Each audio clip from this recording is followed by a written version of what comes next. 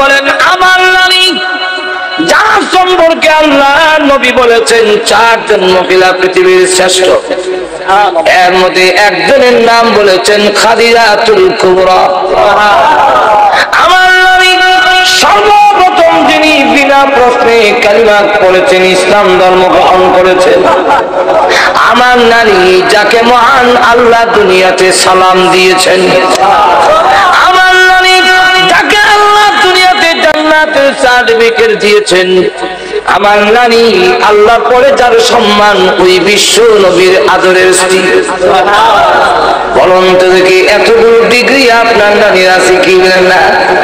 আপনার নানির চাইতে আমার নানির সম্মান মর্যাদা বেশি না কম? অনেক অনেক গুণ বেশি। তাহলে আপনি কোন মহিলার নাতি আর আমি কেমন মহিলার নাতি? খুশি চোখের ভারী ছেড়ে দিছে, কত বুদ্ধি কেমন হইল।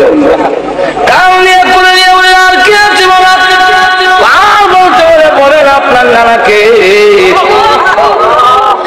এতক্ষণে আসল জায়গায় ঘুরিয়েছে।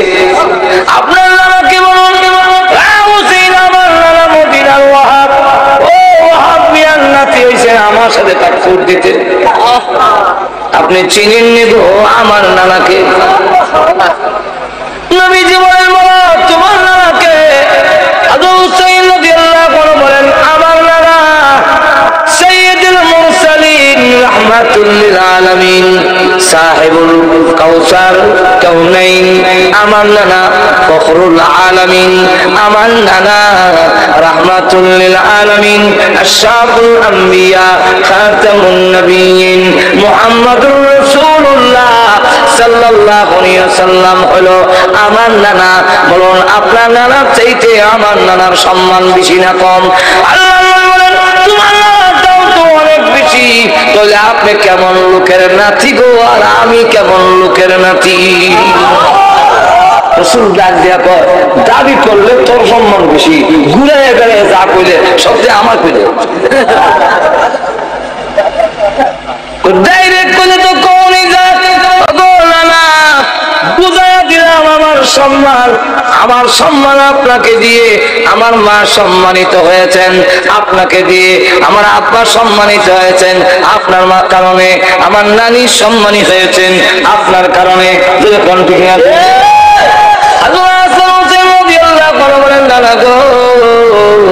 এই ঘর থেকে ওই ঘরে যাবো, একটু আলু দেন না। আল্লাহ নবী বলেন আলু নাই, লাইট নাই, তবে যাওয়ার ব্যবস্থা করে দেই। হাসান হুসাইন আমি মুস্কি হাসি দেই, এই বাদ দিয়া যাই গিয়া একটু জোরে কর না।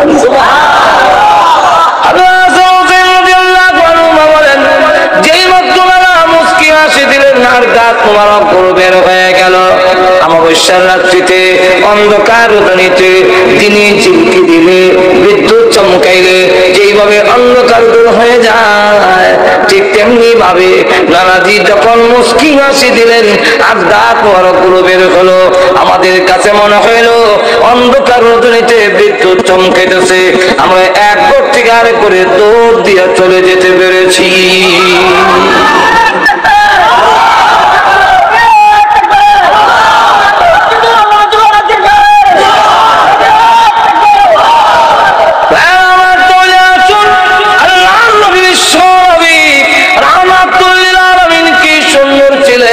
সুন্দরের ওয়াজ শেষ করা যাবে না আমার।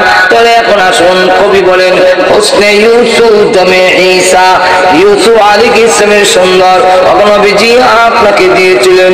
আম্মা জানা এসে বলেন ও মিশরের মহিলা, ইউসুফ আলাইহিস সালামের সুন্দর দেখে তোমাদের হাতের মধ্যে ছুরি লাগায়া দিয়েছিলে আর কেটেছিলে, আর আমার স্বামী বিশ্ব নবী রাহমাতুল লিল আলামিনকে যদি এক নজরে দেখতে তাহলে ছুরি হাতের মধ্যে না লাগাইয়া তোমাদের ছুরি কলিজার মধ্যে লাগাইয়া দিতে। ইউসুফ আলাইহিস সালামের সুন্দর দেখে একজন লোক কালিমা পড়ে নাই, কিন্তু আল্লাহ নবী রাহমাতুল লিল আলামিনের সুন্দর দেখে অসংখ্য ঘটনা আছে যারা কালিমা পড়ে মুসলমান হয়ে গেছে।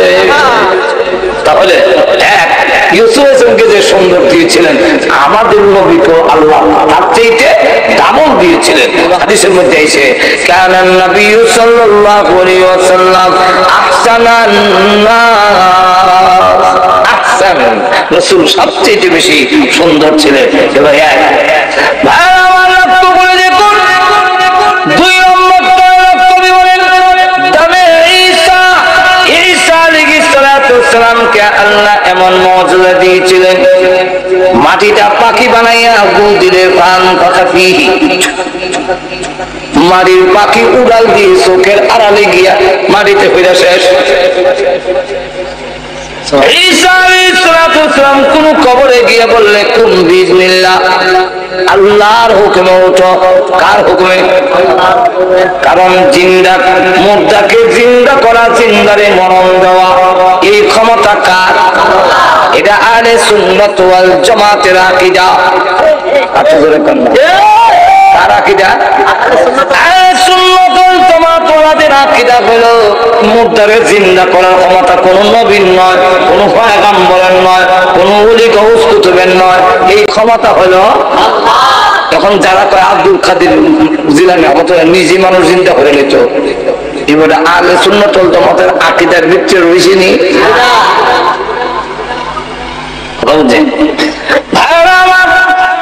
লক্ষ্য করে দেখুন, ঈসা আলাইহিস সালাম যখন বলতেন কুন বিসমিল্লাহ, তখন মুর্দা জিন্দা হয়ে উঠত। এই মুজিজা আল্লাহ আমাদের নবীকেও দান করেছিলেন না, দেন নাই? কাবিরকে যখন কালিমার দাওয়াত দিল, সে তখন ডাক দেখো আমার মেয়েটা কবরে ঘুমায় আছে, সে যদি জিন্দা হয় তাহলে আমি আপনার কালিমা পড়বো। তার ধারণা হইল মুর্দা জিন্দা হবে না, আমারও কালিমা পড়তে হবে না। আল্লাহ নবী বলেন তোমার মেয়ের কবরটা কোন নামে দেখায় দাও, এই যে কবর। আল্লাহ নবী কি বলেন? আল্লাহর উপরে উঠো। বলতে দিলি এমনি কবরের মাটি সরে গেছে, মেয়েটা কবর থেকে জিন্দা হয়ে উঠে আর কয় লাব্বাইকা ওয়া সাদাইকা ইয়া রাসূলুল্লাহ, আমি সাক্ষী দিতেছি আপনি আল্লাহর পয়গম্বর। শুধু তাই না, এই ঘটনাগুলো বলতে গেলে রাত হবে, কিন্তু এক একটা করে বলতে থাকলে শেষ হবে না। দালাইলুন নবুওয়াত নামক কিতাবের মধ্যে লেখে হযরত জাবির রাদিয়াল্লাহু আনহু গিয়ে বলে নবীজির সামনে গেলেন, নবীজির চেহারা মুবারকের দিকে তাকাইয়া বুঝে ফেলেছেন নবীর পেটে খিদা আছে, চেহারার রং পরিবর্তন দেখা যায়। দৌড়ে গিয়ে বলেছে বলে খাওয়ার আছে কি? 3.5 কেজি আটা হবে, রুটি বানাও গো। আমি একটা ছাগল আছে, এটাকে জবাই করে গোশত বানাইয়া দিয়ে যায়, পাক করো। কি করবেন? আমি নবীজিকে দাওয়াত দিব। স্বামী আমাদের ঘরে যে আর কোনো খাবার নাই, বাচ্চারা কি খাও? হযরত জাবির বাচ্চাদেরকে আদর করে খুব করে দাও। বাচ্চারা ক্ষুধার্ত থাকতে পারে, আমার নবীজি ক্ষুধার্ত থাকতে পারেন না। আমার ঘরে যদি খাবার থাকে আর বিশ্ব নবী যদি ক্ষুধার্ত থাকে, কিয়ামতের মাঠে আমি আশিক রাসূল হইয়া মহান আল্লাহর দরবারে দাঁড়াতে পারবো না। তারা ছিলেন আশিকে, আমরা হইলাম আশিকে জিলাপি রসুল্লাহ। সাহাবায়ে কেরাম ছিলেন আশিকে রাসূল, জীবন উৎসর্গ করেছে, সন্তানের কথা খেয়াল করে নাই। আমি নবীর সুন্নতই মানি না, আমি কেমনে আশিক রাসূল হইলাম? আমার বুঝে ধরে না। আশেক 2 রকমের হয়, একটা হলো ব্যক্তির আশেক আর একটা হলো ব্যক্তির মালের আশেক। সাহাবায়ে কেরাম ছিলেন ব্যক্তি রাসূলের আশেক, জীবন উৎসর্গ করেছে। নবী যা পছন্দ করে নাই তা কোনোদিন তারা ব্যবহার করে নাই।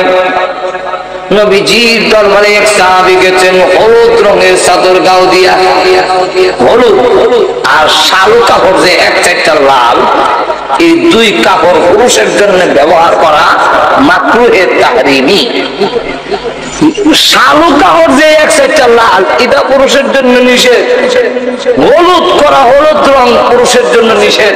কে নিষেধ করছেন? রাসূল। যখন কে এক সাহাবী করা হলুদ রঙের চাদর গাজিয়া সালাম দেয়, আসসালামু আলাইকা ইয়া রাসূলুল্লাহ। সালামের জবাব দেন না পায়,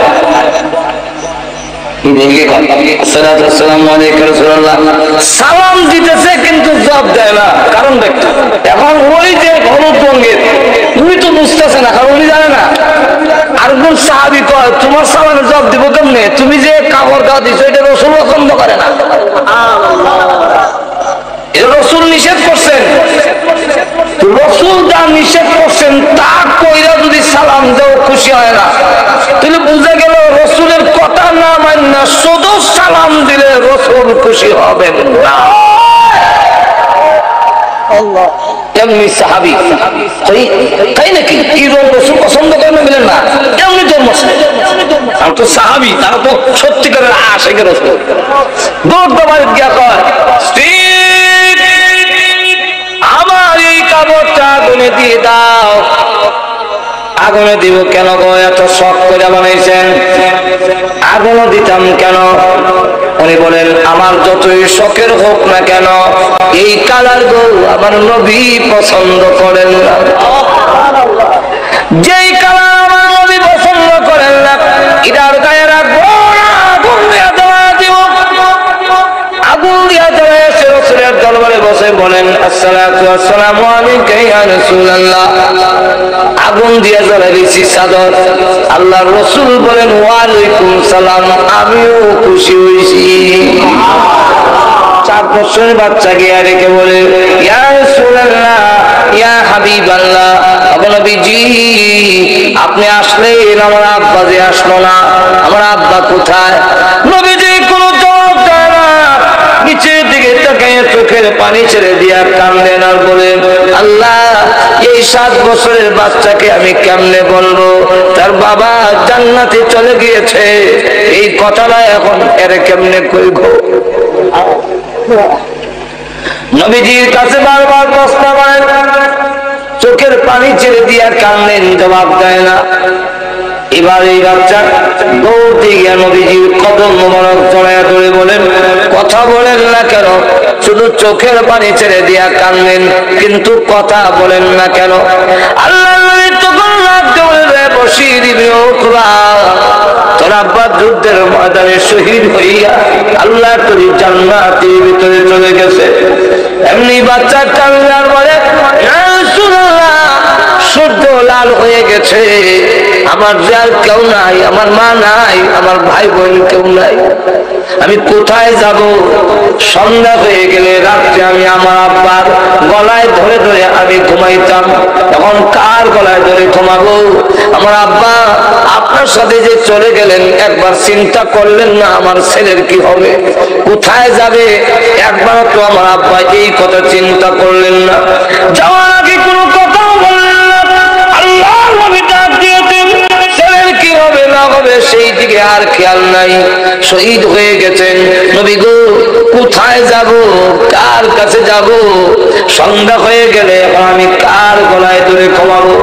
এমনি আল্লাহ নবী টান দিয়ে তাকে বুকে শুনে দয়া করে বলেন, বশীর ইবনে উকবা, কান্দিস না, তোর কান্নায় আমার বুকে দারুণ ব্যথা হয়।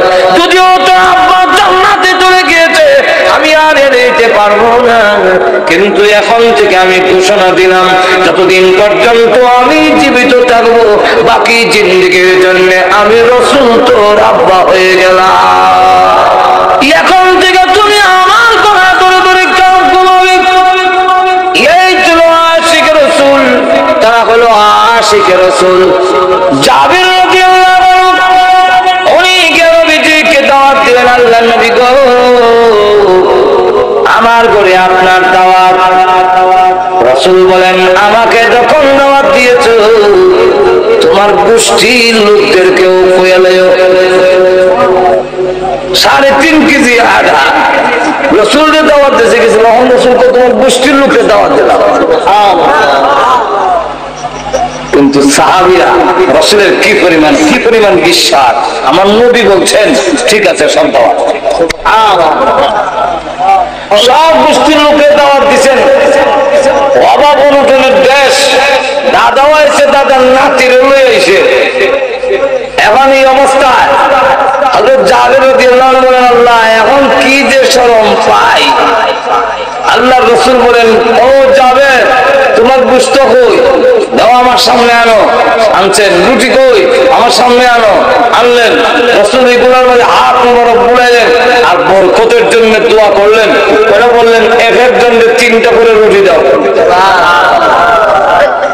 হযরত জাবের রাদিয়াল্লাহু আনহু বলেন 3টা করে রুটি এক একজনকে দিলাম, সব খাইলো। আমার ঘরের যারা আছেন সকলে খাইলাম, নবীজি খাইলেন। আমি রাস্তায় গিয়া দাঁড়ায় বললাম, আর কোন খানেওয়ালা বাকি আছো কি? আমার ঘরে এখনো খাওয়ান আছে, তাড়াতাড়ি আসো। কোন লোক সাড়া দিল না। কিন্তু আমি ডাকনা উল্টে গিয়ে দেখি আল্লাহর কসম আমার একটা রুটিও কমছে না, যা আছে সব থেকে। এখন দেখা গেল এই অবস্থায় আল্লাহ নবী বিশ্বনবী রাহমাতুল লিল আলামিন এরপরে বললেন, ও যাবে তোমার যে বকরিগুলো হাড্ডিগুলো আছে সব হাড্ডিগুলো এক জায়গায় আছে। ওর উপরে হাত বুলালেন, হাত রাখলেন আর নবীজি দোয়া করলেন। হযরত জাবির রাদিয়াল্লাহু আনহু বলেন যে আমি নবীজির ঠোঁট মোবারক নড়তে দেখেছি, এতে বুঝলাম রাসূল দোয়া করতেছেন, কিন্তু কোন শব্দ শুনিনি। এই কারণে কোন দোয়া করলেন সেই কথাটা আমি বলতে পারি না। আমি জানি না কোন দোয়াটা করলেন, কিন্তু ঠোঁট মোবারক নড়ায় আমি বুঝতে পারলাম দোয়া করতেছেন। হাড্ডির উপরে হাত রেখে কিছুক্ষণ পরে দেখি এই হাড্ডিগুলো একত্রিত হয়ে জোড়া লেগে আগের ছাগল বকরি হয়ে গেল। কিছুক্ষণ পরে দেখি কান মারা দিয়ে জিন্দা হয়ে দাঁড়ালো। আল্লাহ রাসূল বলেন, ও জাবের এই নাও তোমার বকরি ফেরত দিলে যাবো। হযরত জাবের রাদিয়াল্লাহু আনহু বলেন যে আমি এই ছাগল বকরি নিয়ে আমার ওয়াইফের সামনে, আমার স্ত্রীর সামনে যখন গেলাম, তখন যাওয়ার পরে দেখি যে আমার ওই ছাগল বকরি রং গেছি।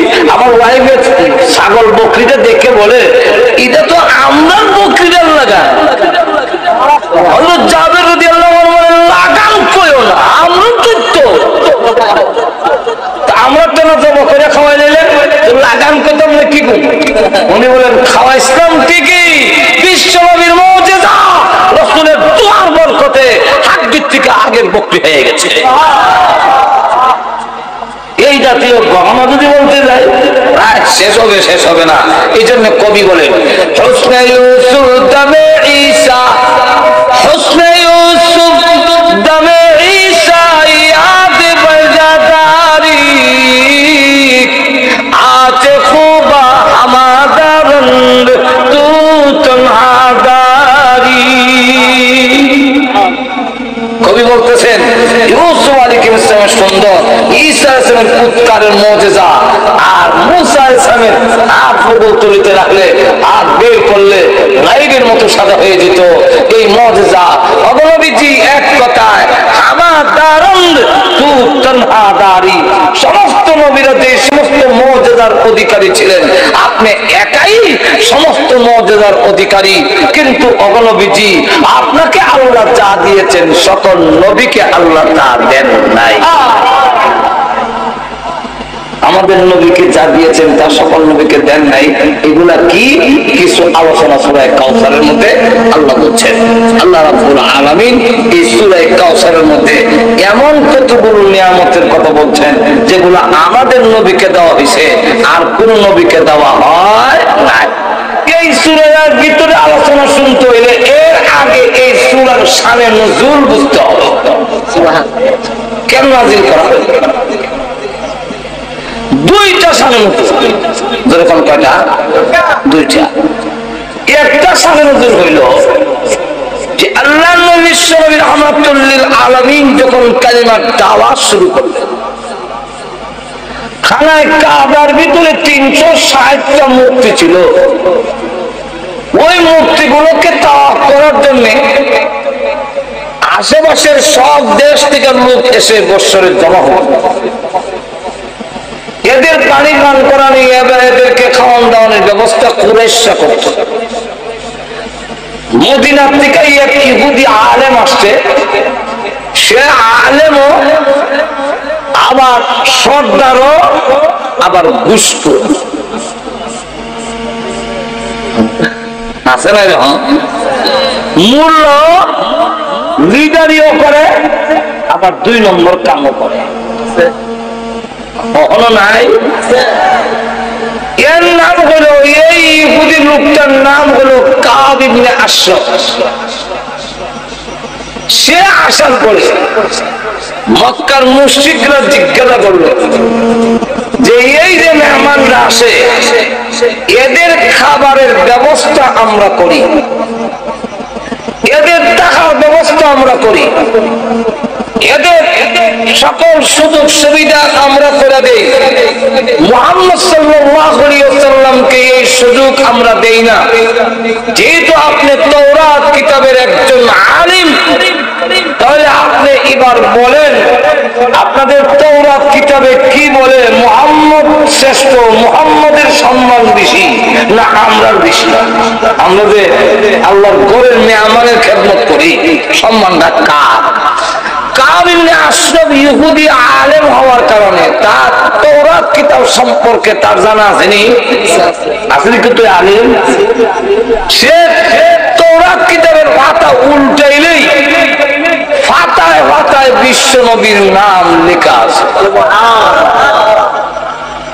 এখন সত্য কথা বললে রাসূলকে সে খুব ভালো করে জানে উনি যে নবী, কিন্তু চিন্তা করে দেখলো যে ওনার কথা যদি বলি যে উনি নবী, এই কথা বললে তখন দেখা যাবে আমার হালুয়া রুটির মধ্যে নিবুড়া উঠে যাবে।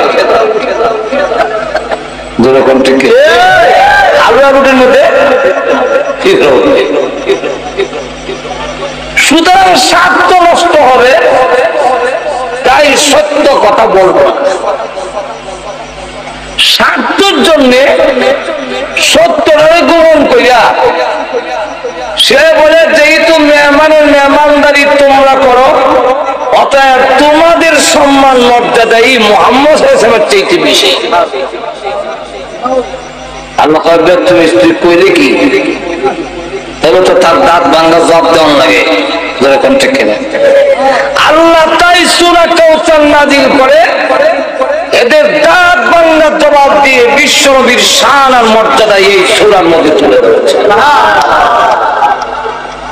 এই হলো একটা শান। আরেকটা শানে নজর হইল বিশ্ব নবীর রাহমাতুল লিল আলামিনের 3 ছেলে ছিল, 4 মেয়ে। 3 ছেলে, একজনের নাম কাসিম, একজনের নাম হলো তাহির, একজনের নাম হলো ইব্রাহিম। কোন কোন বর্ণনা হওয়া যায় 4 জন। তাহের তৈয়ব, আরজন তৈয়ব, আসলে তাহেরের নামে তৈয়ব, তৈয়বের নামে তাহের। এই কারণে একজনের 2 নাম, 4 জনের হয়। আসলে সেই কথা হলো 3 ছেলে ছিল আর 4 মেয়ে। কিন্তু আল্লাহ রাব্বুল আলামিন ওনার ছেলেগুলো শুধু থাকতেই নিয়ে এসেছেন, বড় হইতে দেন নাই, শুধু থাকতেই নিয়ে গেলেন। রাসূলের মেয়েরা বড় হয়েছেন এবং বিয়ে শাদী দিয়েছেন, আর রাসূলের ছেলেগুলো শুধু থাকতেই আল্লাহ নিয়ে গেছেন। এই যে ছেলেগুলো নিয়ে গেলেন, রাসূলের ছেলেগুলো কেন নিয়ে গেলেন আল্লাহ? এর অনেকগুলো কারণ। এর মধ্যে একটা কারণ হইল আল্লাহ রাব্বুল আলামিন তার নবীর ছেলেগুলোকে শুধু অবস্থায় উঠায় নিলেন, এই হলো একটা কারণ। আরো কারণ বলতে গেলে সময় যাবে, এই জন্য লম্বা করতে চাই না। আল্লাহ নবীর ছেলেরা যখন নাই, আর নবীজি যখন কালিমার দাওয়াত দেয়, আস ইবনে ওয়াইল নামে নবীজির একটা দুশমন, চরম দুশমন, এ ডাক দিয়া কয় হাটে ঘাটে বয়া খালি মুহাম্মদের কথা কও কেন? দাহু ওয়া হুয়া আবতার, তার আলোচনা বাদ দিয়া দাও, সে হইল নির্বংশ, তার বংশ নাই, তিনি বিদায় হয়ে গেলে ছেলেও নাই, নাতিও নাই, ফতিও থাকবে না, একদিন অটোমেটিক পৃথিবী থেকে তার নাম মিটে যাবে। এমনি আল্লাহর নবী বড় মনে কষ্ট পাইলেন, আরে আমারে আট খোলা বলে, নির্বংশ বলে। আল্লাহ রাব্বুল আলামিন তখন তাদের দাঁত বাংলা জবাব দেওয়ার জন্য নবীকে সান্ত্বনা দেওয়ার জন্য সূরা কাউসার নাযিল করে বলেন, নবী গো আপনি ঘাবড়ায়েন না, ওরা যা বলে তা ঠিক নয়, ওরা হবে নির্বংশ আখুরা। আমি আল্লাহ যতদিন থাকবো আছি ততদিন পর্যন্ত আপনার নবুয়ত থাকবে, বাতিল হবে না। আল্লাহ তখন সূরা কাউসার নাযিল করে বলেন,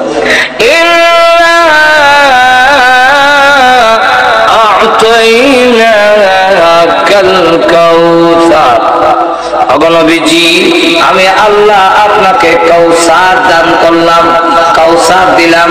এরকম কি কাউসারের ব্যাখ্যা অনেক লম্বা, শুধু কাউসারের শব্দের যদি ব্যাখ্যা দিতে যাই 40 দিন পর্যন্ত এই সামবাড়ি থাকতে হবে।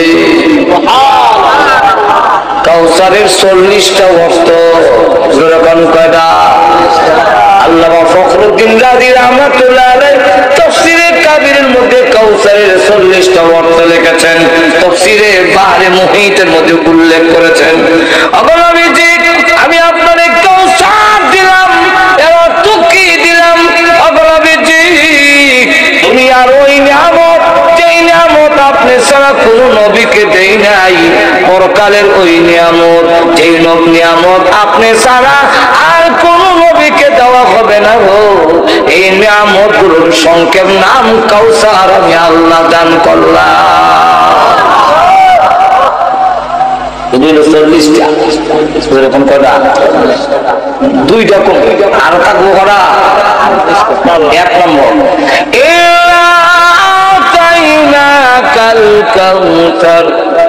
নবীজি আমি আপনাকে কাউসার দিলাম, এর অর্থ হইল আমি আপনাকে বেশি উম্মত দান করলাম।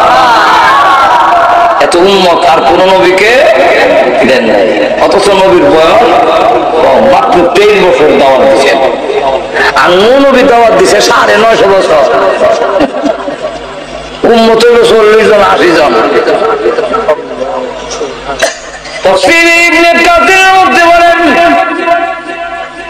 নবীজি কেবল উম্মত, আল্লাহ রাব্বুল আলামিন নবীকে দেখা দিয়েছেন। রাসূল বলেন যত নবী দুনিয়াতে এসেছে সকল নবী উম্মত সহ আমার সঙ্গে দেখা করেছেন। সকল নবী উম্মত সহ আমার সাথে দেখা করেছে। একটু জোরে কন্যা কোন জায়গায় দেখানো হইল? হাদিসের মধ্যে তার নাম উল্লেখ নাই। এই জন্য মুহাদ্দিসিনে কেরাম বলেন 2টা জায়গা হতে পারে, একটা হলো মেরাজের রাত্রিতে, আর একটা হলো স্বপ্নের মাধ্যমে। আল্লাহর নবী বলেন তাকায়া দেখি কোন নবী 80 জন উম্মত নিয়ে আসছে, কোন নবী 40 জন উম্মত নিয়ে এসেছেন, কোন নবী 20 জন, কোন নবী 10 জন, কোন নবী 5 জন, কোন নবী 3 জন, কোন নবী 2 জন, কোন নবী 1 জন, কোন নবী নাই জন নাই। হঠাৎ করে টাকা দেখে 6 লক্ষ উম্মত নিয়ে নবী আগে, 6 লক্ষ উম্মত পিছনে, তাদের পায়ের আঘাতে গোলাবারুদ উঠতেছে। আমি বললাম ও রাব্বুল আলামিন এই নবী কোন নবী? এত উম্মত নিয়ে আসতেছেন আমার সাথে দেখা করার জন্য।